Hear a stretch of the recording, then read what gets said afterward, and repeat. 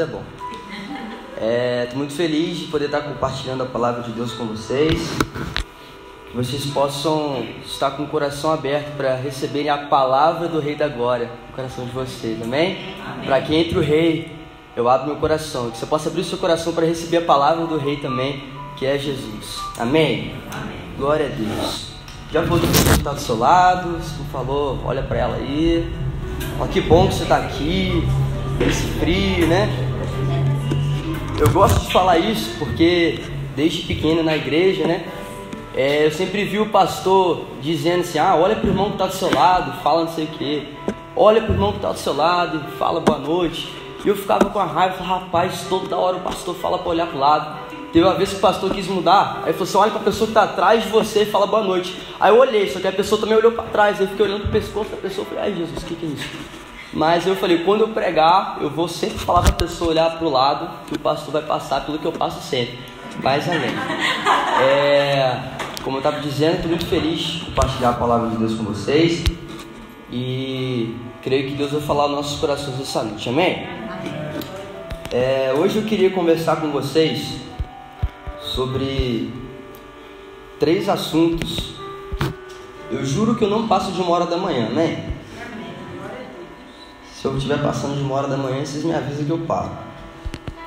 Mas nós estaremos conversando hoje sobre 3 assuntos que para mim são completamente essenciais na vida de um cristão. Tanto no nosso convívio social com as pessoas, seja no trabalho, na escola, quanto no ambiente eclesiástico também de convivência na igreja. São assuntos que, se nós não estivermos vivendo, não estivermos de acordo com ele, nós praticamente estamos jogando o que Jesus pregou fora. A gente pode estar até vivendo um padrão estipulado por homens ou um modelo que o pastor da igreja passa para nós, mas se a gente estiver falhando em algum desses 3 assuntos, nós estamos olhando para o que Jesus pregou e dizendo: não serve para mim. Então que você possa estar com o seu coração aberto para receber essa palavra e ser transformado, porque a palavra de Deus, ela transforma, amém? Então se a palavra de Deus transforma, eu venho aqui no culto, recebo a palavra de Deus e saio da mesma maneira que eu entrei, tem algum problema, e com certeza o problema não é com a palavra de Deus, que a palavra de Deus é viva e eficaz. Então se a palavra de Deus é transformadora e não me transforma, muito provavelmente o problema está em mim. Então que nós possamos sair daqui transformados essa noite, amém? Não é no tom de soberba em dizer que o Edu tem algo para passar para vocês, que o Edu tem um modelo, tem um padrão de vivência cristã para vocês, mas eu simplesmente estou aqui como um instrumento de Deus. O que Deus falou comigo eu vou passar para vocês, e creio que se vocês abrirem o coração de vocês, vocês com certeza serão transformados. Amém? Hoje nós vamos conversar sobre motivação, relacionamento e ajuda ao próximo, ou amor ao próximo. Edu, por que motivação? Eu acredito que Deus, Ele está muito mais preocupado com a nossa motivação do que com a nossa ação em si. Deus, Ele está muito mais preocupado com o sentimento que está em nós, que nos leva a fazer algo, do que com algo que nós fazemos. Então, antes de Deus se preocupar com eu estar aqui hoje pregando a palavra de Deus, Ele está se preocupando com o que tem me levado a subir nesse altar para estar expondo a palavra de Deus para vocês. Deus, Ele se preocupa primeiro com a motivação que está dentro do meu coração, para depois Ele se preocupar com o que eu faço. Então, para eu estar aqui hoje em cima pregando, Deus, Ele quer saber o que me levou a estar aqui hoje à noite. Será que eu estou aqui hoje à noite para mostrar que eu falo bem, para mostrar que eu sou bonito, por mais que eu seja mesmo? Não vou negar, né? Mas a Ana Laura concordou, amém. Mas qual que é a motivação que está no meu coração? A motivação que está em mim é chegar aqui em cima e aparecer. É quando postarem as fotos na página da Igreja de Nazareno, aparecer o Edu lá pregando e me marcar no Facebook. Ou o meu objetivo em estar aqui pregando é simplesmente passar para vocês algo que Deus falou comigo. Qual é a nossa motivação para subir aqui e ministrar louvor? mostrar que ia aparecer, mostrar que eu tenho a voz mais bonita que o outro. É muito bom a gente vir aqui e ouvir um louvor bom, não foi bom? Foi bom demais esse momento de louvor. É muito bom a gente ouvir uma voz bonita na hora do louvor. Mas... Também.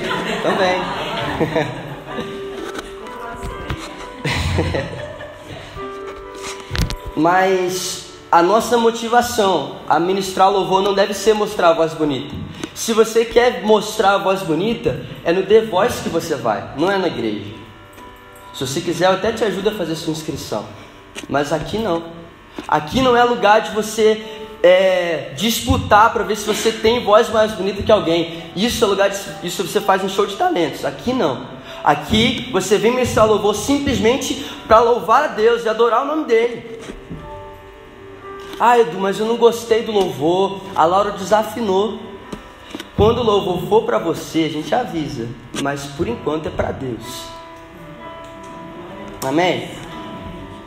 Então qual é a nossa motivação? O pastor falou de oferta.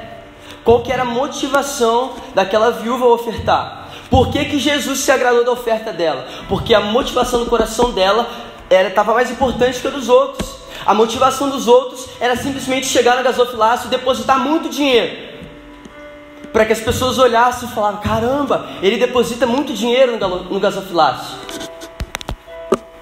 Mas aquela viúva simplesmente estava com o coração aberto para entregar tudo que ela tinha para Deus.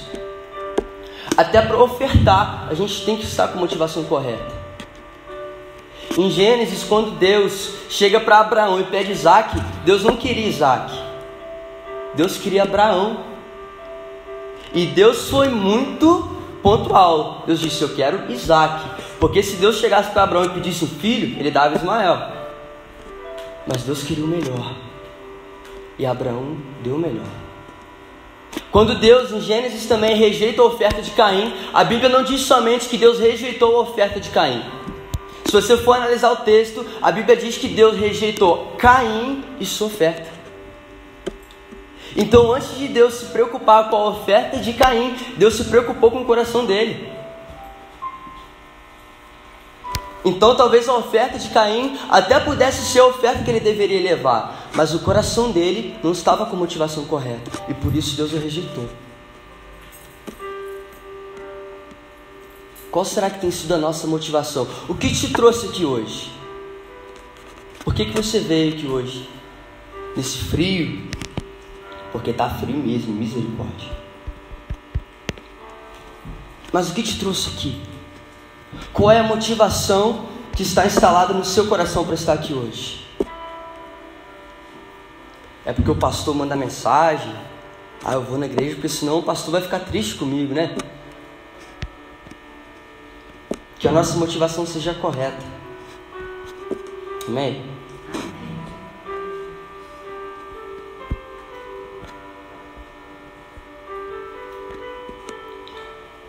Paulo, em Filipenses, capítulo 1, você pode abrir a palavra de Deus? Versículo 15.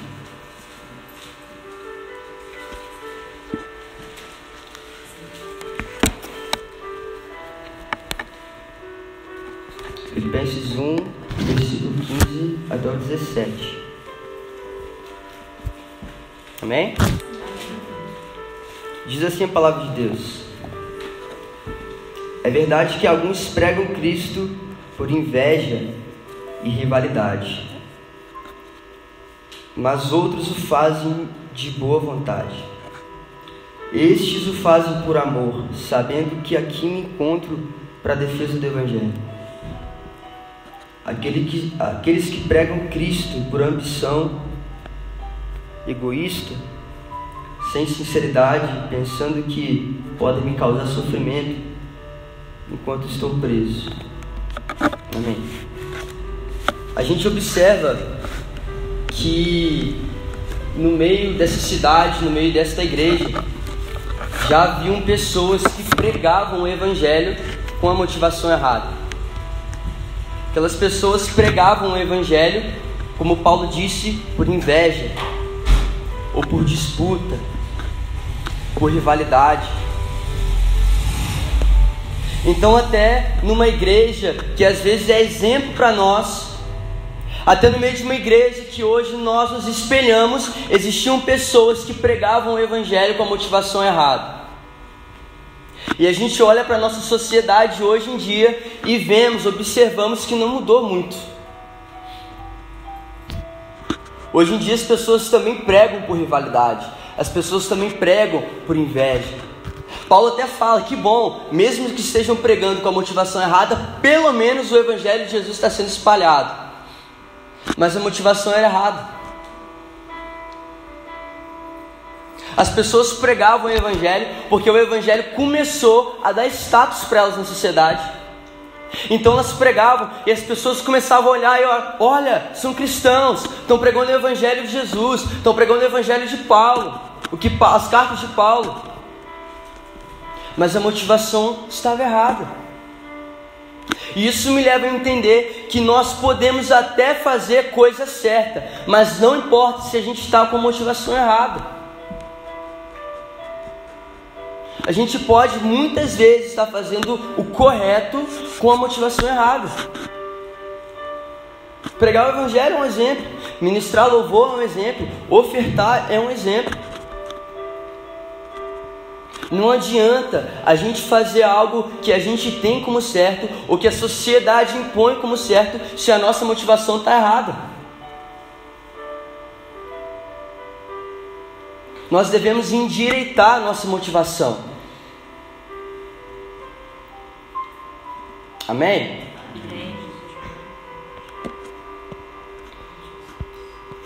Isso eu creio que se dá muito pelo orgulho, porque nós somos orgulhosos. A gente quer estar aqui em cima e mostrar que fala bem. Eu prego melhor que tal pessoa. Eu canto melhor que tal pessoa. Uma vez C.S. Lewis fez uma ilustração que eu achei maravilhosa. Ele diz o seguinte: o prazer do orgulho é como o prazer de se coçar. Presta atenção. Se é uma coceira, a pessoa quer coçar. Mas é muito mais agradável não ter nem a coceira e nem o ato de se coçar. Ele completa dizendo: enquanto tivermos a coceira do amor próprio, desejaremos o prazer da autoaprovação. Mas os momentos mais felizes são aqueles em que nos esquecemos no nosso precioso ser e não temos nenhum dos dois. Mas ao invés disso temos todo o resto: Deus, nossos companheiros humanos, os animais, o jardim e etc. C.S. Lewis ele quis dizer que quando nós temos na nossa vida um nível muito elevado de amor próprio, nós necessitamos de autoaprovação. É como se o amor próprio fosse uma coceira, está aqui coçando. E eu preciso da autoaprovação para acabar com essa coceira. Então, se eu tenho esse amor próprio dentro de mim, eu preciso subir aqui em cima e fazer com que vocês se agradem do que eu estou falando. Se no final do culto ninguém chegar para mim e falar: Edu, sua palavra foi muito boa, eu vou sair daqui dessa noite acabado, vou sair triste, ninguém elogiou minha palavra. Por quê? Porque eu preciso da autoaprovação, eu preciso ser aprovado. Isso é o orgulho. O orgulho nos leva a ter motivação errada.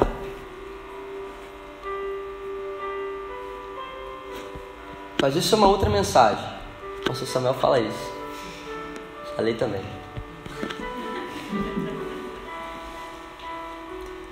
Outra coisa que C.S. Lewis disse também sobre oferta, que eu acho muito interessante e muito maneiro. C.S. Lewis ele disse que uma vez um filho chegou para o pai, no aniversário dele, e disse: pai, me dá um dinheiro para eu comprar um presente para você de aniversário. Aquele pai abriu um sorriso, abriu a carteira, deu um dinheiro para ele. Ele foi numa loja, comprou um belo presente, embalou, chegou para o pai: pai, feliz aniversário. O pai deu um sorriso e disse: obrigado. C.S. Lewis termina dizendo: tolo é o que pensa que o pai ganhou alguma coisa a não ser a poesia. Pai, eu te dei um presente com o que eu te dei? Deus, eu estou ofertando com o que eu te dei? Deus, eu estou fazendo muito, eu estou dizimando com o dinheiro que eu te dei? Então a nossa motivação para ofertar é fazer barganha, por exemplo? Ah, Deus, toma aqui R$1.000, eu quero o carro zero que saiu agora. Está errado. Nós precisamos ajeitar e endireitar a nossa motivação, a nossa causa. Motivação é causa, é o que nos leva, é o motivo da ação. Então que a nossa motivação esteja correta, para que nós possamos fazer o certo com a motivação correta. Amém? Outro assunto que eu queria falar com vocês é sobre relacionamento. Eu estava até conversando isso com os jovens ontem. Foi um momento muito maneiro que nós tivemos. E eu falei para eles a necessidade que nós temos de nos relacionarmos com as pessoas que estão aqui na igreja, por exemplo. Principalmente dentro da igreja. Conversei com eles, sobre todos os tipos de relacionamento. Namoro, casamento, amizade, mas principalmente dentro da igreja. Principalmente no ambiente eclesiástico. Porque se eu venho para a igreja com algum motivo a não ser me relacionar com vocês, eu não sei por que eu estou vindo.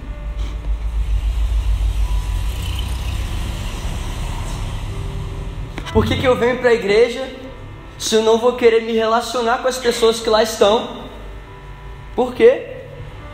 Eu vou para a igreja porque lá vai ter uma boa música. Você pode fazer isso em casa. Você vai lá no YouTube, pesquisa uma boa música e escuta. Eu vou para a igreja para orar. Posso orar em casa, dentro do meu quarto. Eu vou para a igreja porque eu quero encontrar a Deus. Amado, Deus tem que estar com você o tempo todo. Eu vou para a igreja porque eu quero adorar a Deus. Amado, se você me ver andando na rua, você vai ficar doido. Parece um retardado, não é? Eu ando cantando, eu ando orando. As pessoas acham que eu sou doido. Não que eu não seja. Mas eu ando adorando a Deus o tempo inteiro. Edu, então por que eu tenho que ir para a igreja? Comunhão, relacionamento. Se eu estou aqui na igreja e não quero me relacionar com Azaf, por exemplo, não quero conhecer ele, não quero trocar uma ideia, não quero conversar, por que nós estamos vindo? Amados, igreja é relacionamento. Ponto. Igreja é relacionamento.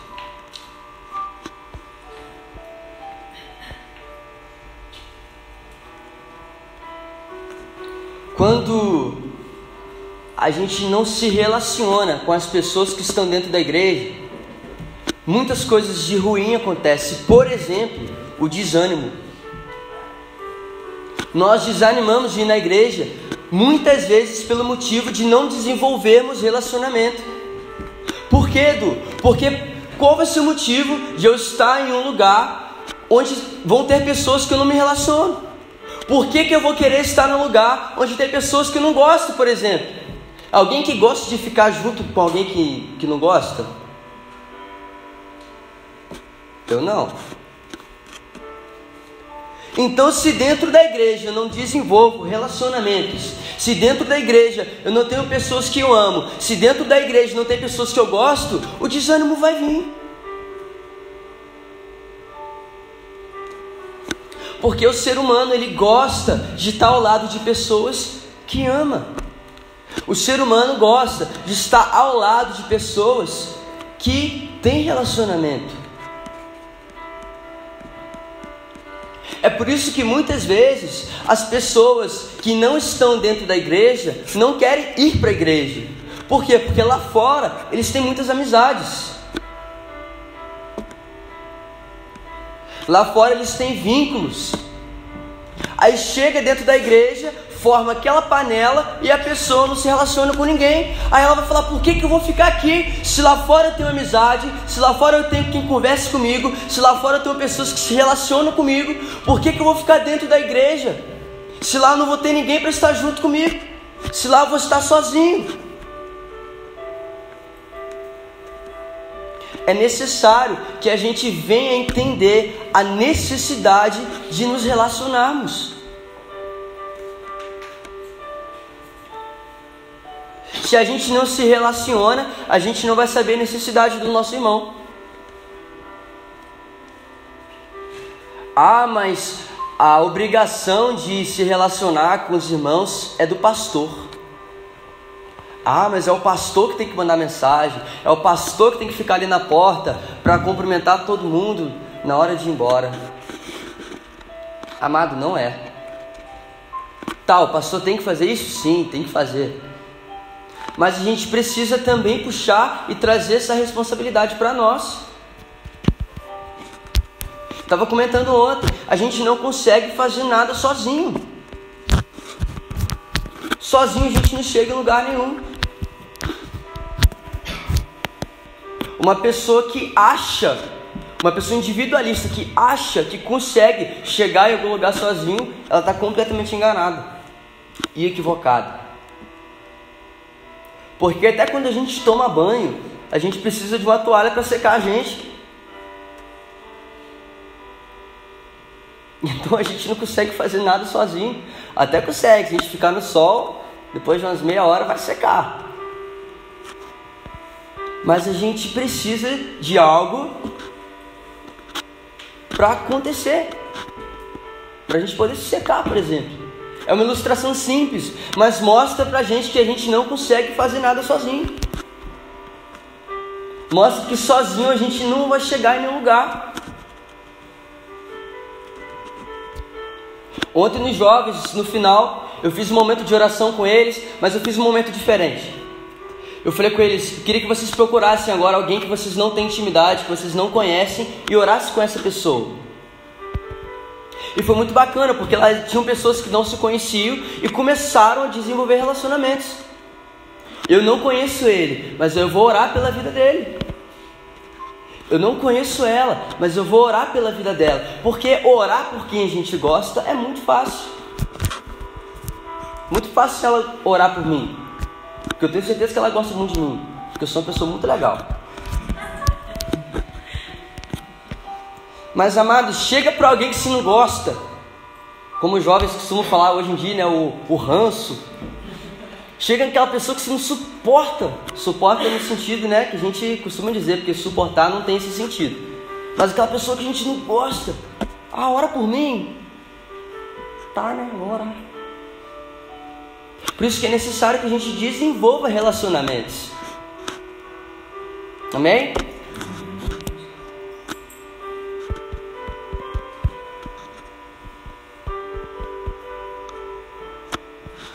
Qualquer coisa que a gente faz dentro da igreja, como eu estava dizendo, que não é nos relacionarmos, a gente pode fazer dentro de casa. Então, se você veio aqui hoje na igreja, se você veio aqui hoje na igreja do Nazareno para o culto, com algum outro objetivo, sem ser se relacionar com as pessoas, eu te convido a mudar isso a partir do próximo culto. Ah, mas na igreja tem gente errada.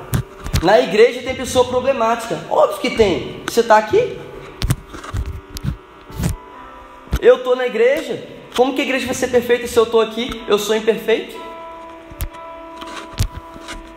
Ah, na igreja tem pecador. Mesma coisa que querer ir no hospital. Ah, mas lá vai ter doente. Porque lá é lugar disso. Amados, estava conversando com o Leonel e a Vitória ontem. Junta dois seres humanos, vai dar problema, uai. São duas pessoas diferentes, que têm pensamentos diferentes, que têm cultura de vivência diferentes. Então, algum momento vai ter atrito. Imagina na igreja, um monte de gente, não vai ter problema? Óbvio que vai ter problema. Vocês que estão aqui, muito provavelmente, um dia vocês vão se decepcionar comigo, porque eu sou humano, eu sou falho. Muitas vezes vocês irão se decepcionar comigo. Muitas vezes talvez eu não vou superar as expectativas de vocês sobre mim. Poxa, o Edu não me mandou mensagem. Eu esperava que ele me mandasse mensagem e ele não mandou. Somos imperfeitos. Mas é necessário que a gente desenvolva relacionamentos para que a gente possa ajudar um ao outro. Porque sem relacionamento não há como ajudar o outro. Porque se eu não o conheço, eu não vou conseguir o ajudar.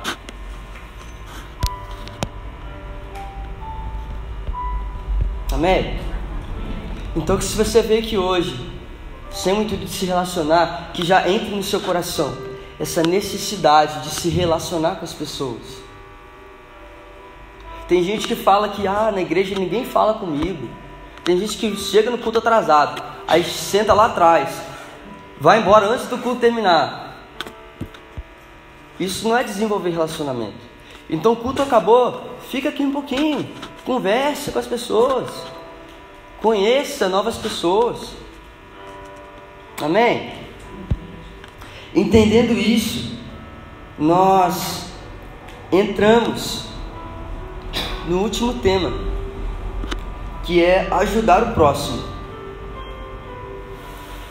Queria que vocês abrissem a Bíblia de vocês em Mateus, capítulo 25.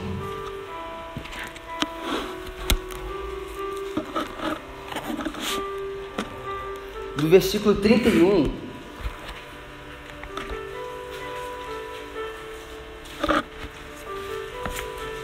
até o 46.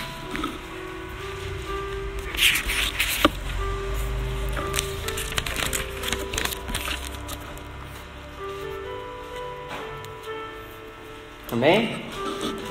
Todos acharam? Você que não lê a Bíblia em casa vai ler aqui agora, que a gente vai ler bastante.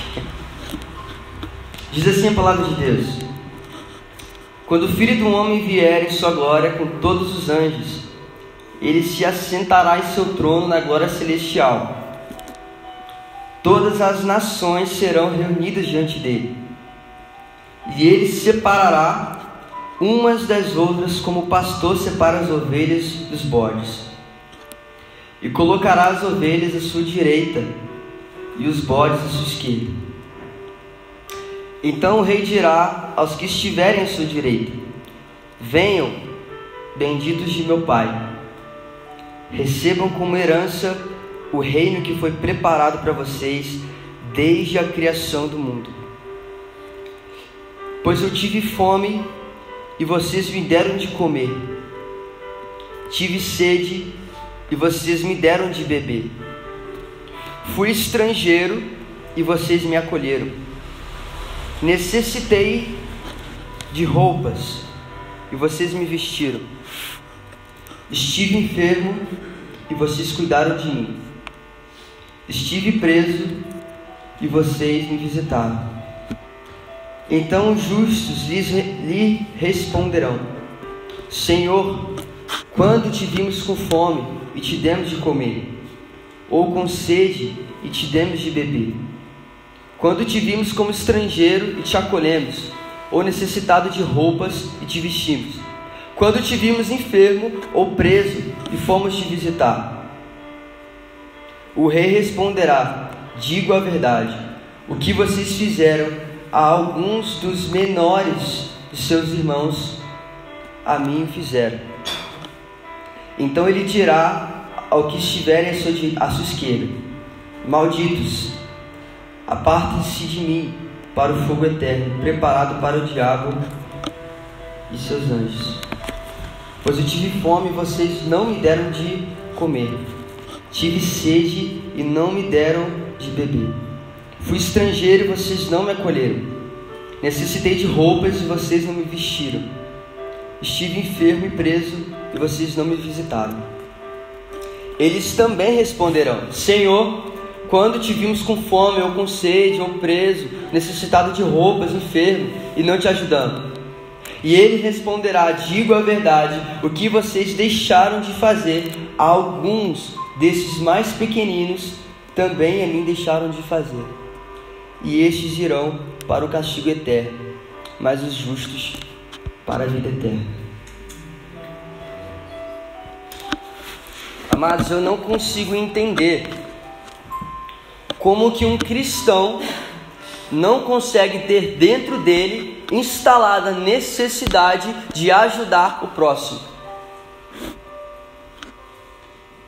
Eu não consigo entender como um cristão que diz viver aquilo que Jesus pregou.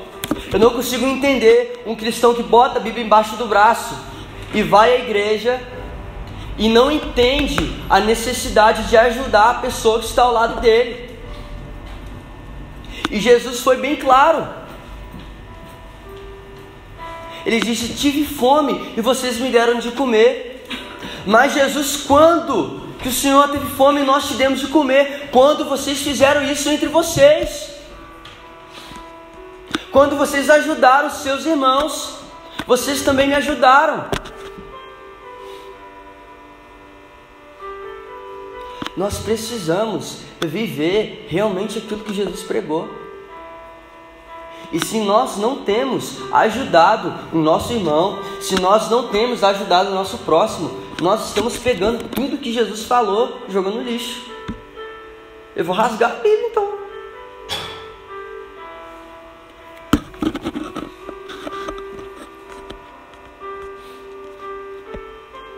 É necessário que a gente entenda essa necessidade de ajudar nossos irmãos. Algo simples, como o pastor falou da cesta básica. Ele poderia ter pedido alguém para ajudar. Ele poderia ter mandado ou ligado para alguém. Será que você tem como ajudar essa família? Mas não, ele pegou do que era dele e deu. Isso é viver o que Jesus pregou.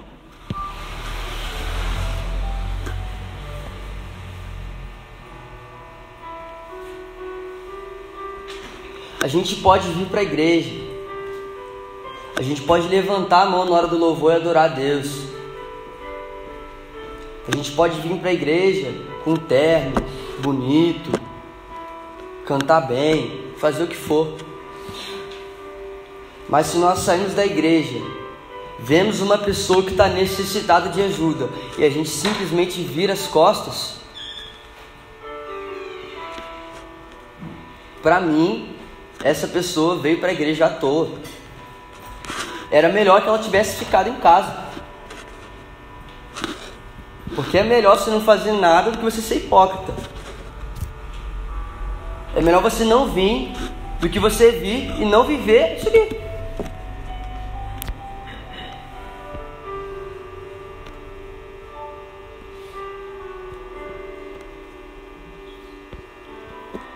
Um exemplo muito claro é a passagem de Mateus, onde, não precisa abrir, onde Jesus ele tem um diálogo com um jovem que a Bíblia diz que é muito rico. Esse jovem chega para Jesus e diz: Jesus, o que eu faço para herdar a vida eterna? Jesus diz: conhece a lei, conhece os mandamentos, cumpre. Ele diz: show de bola. Ele tá, só isso, né? Amém. Aí Jesus olha para ele e diz: beleza, vá, vende o que você tem, dá para os pobres, venha e siga-me. E a Bíblia diz que aquele jovem foi embora muito triste. Porque Jesus mostrou para ele que uma vida com Jesus, ela é feita de perdas. Para você viver uma vida com Jesus, você precisa perder algo. Jesus ele estabeleceu 3 princípios básicos nessa passagem. Primeiro princípio: vai e venda. Nós precisamos entender a necessidade de estarmos completamente entregues ao que Deus nos direciona a fazer. Vá e venda. fui. Jesus pede, a gente dá. Jesus pede, a gente faz. São as nossas atitudes. Nós precisamos estar com o nosso coração aberto para o que Deus nos direciona. Segundo princípio, dê aos pobres. É a necessidade que nós temos que entender de ajudar os nossos irmãos. Porque Jesus ele poderia ter chegado para esse jovem rico e falado o seguinte: olha, eu preciso que você vá, venda tudo que você tem e traga o dinheiro para mim. Jesus faria algo errado? Tenho certeza que Jesus direcionaria esse investimento, investiria em vidas. Jesus ajudaria pessoas, eu tenho certeza disso. Mas Jesus mostrou para ele o seguinte: é necessário que você ajude o seu irmão. É necessário que você tenha na sua vida um princípio de generosidade antes de você me seguir. Então vá, venda e dê aos pobres.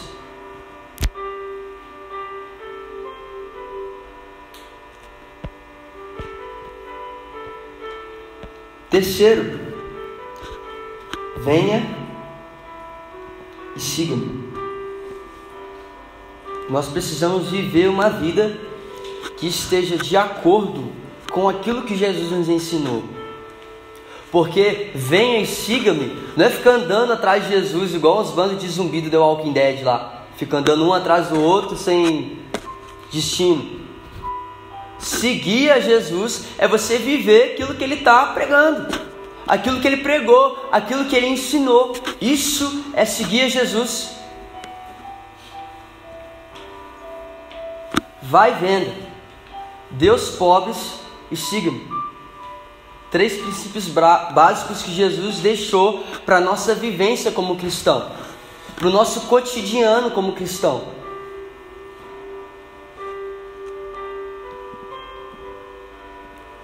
Um cristão que não entendeu a necessidade de ser generoso, ou ele simplesmente não quer viver aquilo que Jesus pregou, ou ele não conheceu aquilo que Jesus pregou, ou ele é um mau caráter. Porque eu não consigo ver outro adjetivo para um cristão que não ajuda o próximo a não ser mau caráter. Se você encontrar outro adjetivo, no final do culto você me procura e fala: Edu, é outro, cara, não é mau caráter não, você errou, hein? Mas eu não consigo encontrar.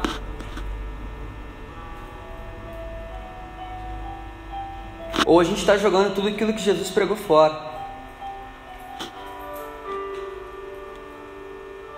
Amados, é necessário ajudar, ser generoso. Generosidade foi um princípio básico que Jesus deixou. Que nós possamos entender que é necessário que a gente ajude o nosso irmão. Qual foi a última vez que você ajudou alguém? Qual foi a última cesta básica que você deu para alguém? Ou às vezes nenhuma ajuda financeira. Qual foi o último abraço que você deu a alguém que precisava? Qual foi o último tempo que você disponibilizou para uma pessoa que só precisava ser ouvida? Às vezes as pessoas não precisam de muito. Às vezes as pessoas só precisam de um bom dia, uma boa noite. Às vezes só isso já faz uma pessoa bem.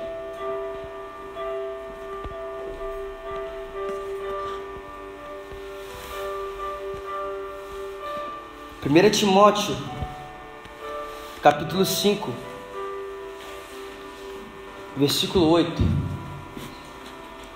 para a gente encerrar.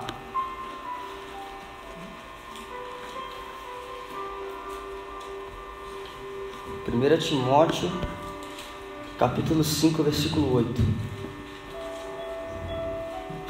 Alguém se habilita aí a ler bem alto para a gente?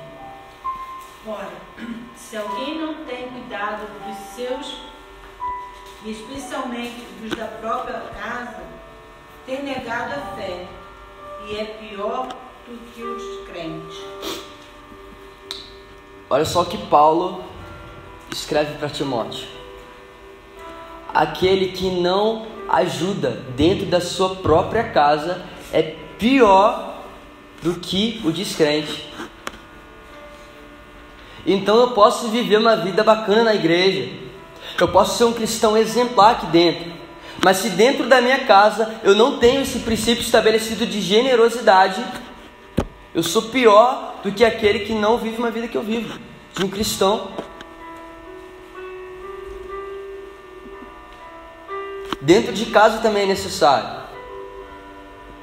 Não adianta eu vir para a igreja toda semana, quarta, domingo, e dentro de casa não ter estabelecido esse princípio de cristão.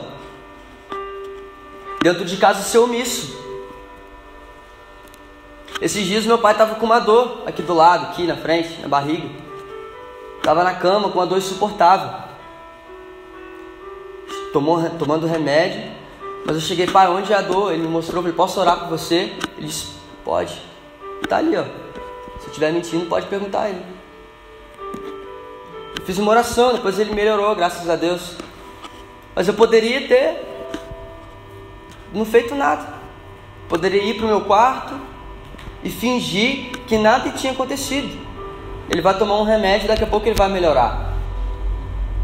Mas não adianta eu dentro da igreja orar pelas pessoas e dentro de casa não. Esses tempos, em outra igreja, Deus falou comigo que tinha uma pessoa dentro da igreja que estava ou que conhecia alguém que estava com câncer. Eu cheguei para o pastor, falei, pastor, Deus me falou isso, isso e isso. Ele me deu o microfone, eu falei, e logo depois que eu terminei de falar, veio a moça. Me disse que o pai dela estava com câncer. Nós oramos pela vida dela e esses dias ela me mandou uma mensagem que o pai dela fez o exame e que ele não tem mais nada. Fui usado na igreja, amém. Aí dentro de casa o meu pai está com uma dor aqui na frente e eu não faço nada, eu finjo que não estou vendo. Que tipo de cristão sou eu? Pelo menos o apóstolo Paulo diz que eu sou pior do que um não crente. E se tem um cara que tem credibilidade para falar é Paulo. Sou apaixonado em Paulo. O nome do meu filho vai ser Paulo.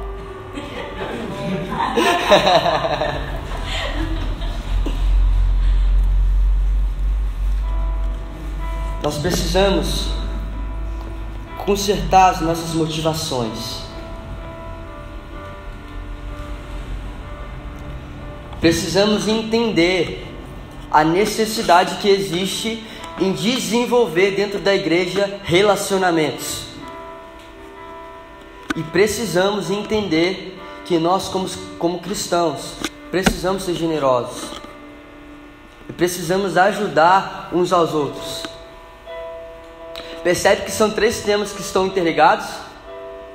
Se eu tiver com a motivação correta para vir para a igreja, com certeza eu vou ter no meu coração o desejo de me relacionar com as pessoas. E se eu me relacionar com as pessoas, eu vou saber o que ela necessita e eu vou ajudá-la.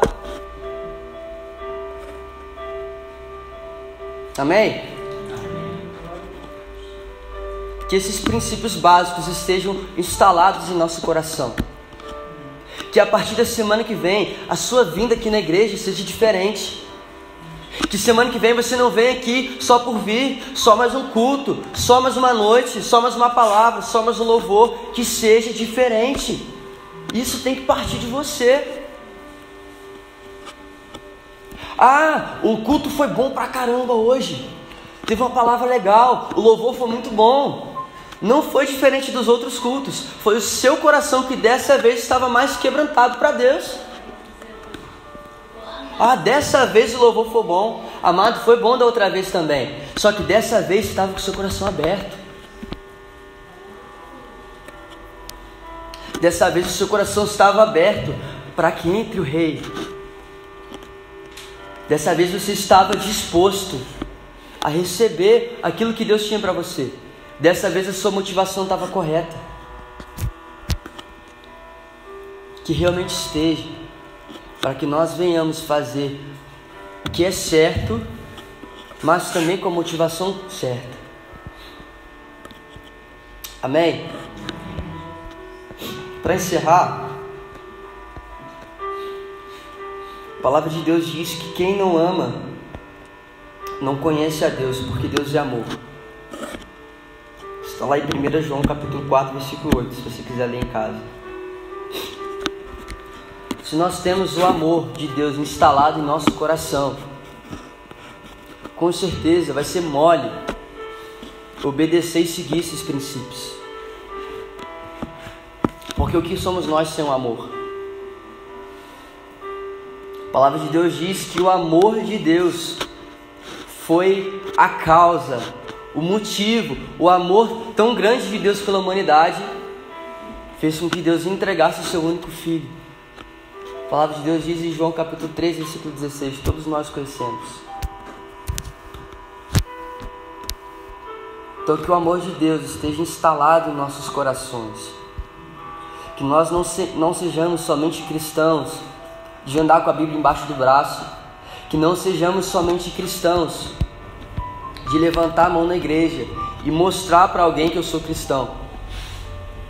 Mas que nós sejamos cristãos verdadeiros. Cristãos que Deus olhe para nós e realmente veja e sinta prazer na nossa vida, tanto lá fora quanto aqui dentro.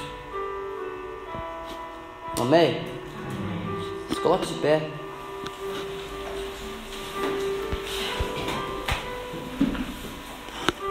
Queria chamar o pastor Samuel para estar fazendo essa oração.